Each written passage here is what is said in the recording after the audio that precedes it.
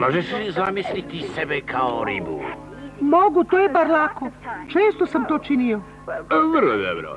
Mislim da će ostalo učiniti moje čarolije. Querius aquaticus aqualitis gum aquadigitonium.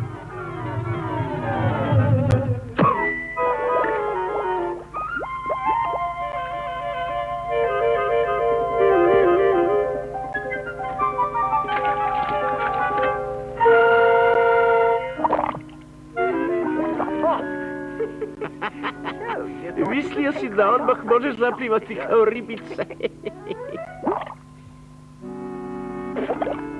O, pa ja i jesam riba, zar ne? Ne, ti samo imaš izgled ribe. To ne znači da možeš plivati kao one. Nemaš njihov instinkt. Zato ćeš morati da razmišljaš. Kažem ti, najvažnije je znati razmišljati. Tako je od uvijek bilo. I vidi, sinko moj, u prirodi tako stoji. Slabiji se jačeg boji. U životu to moraš znati, veći pokušava manjeg progutati. To moraš očekivati s pravom, ako ne mućneš svojom glavom. U pomoć! Merline, pomozi mi, pomozi!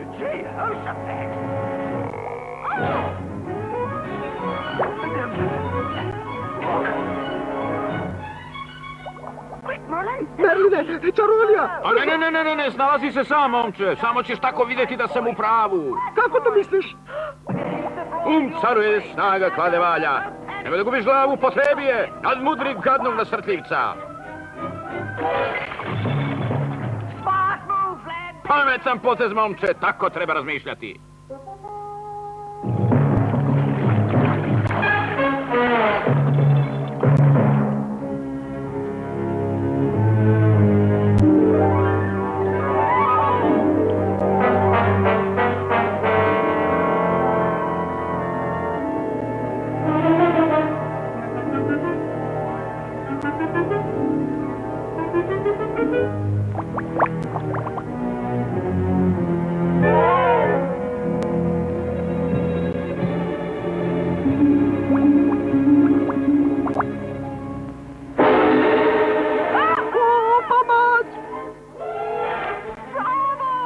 Bravo, momče, veoma lukavo.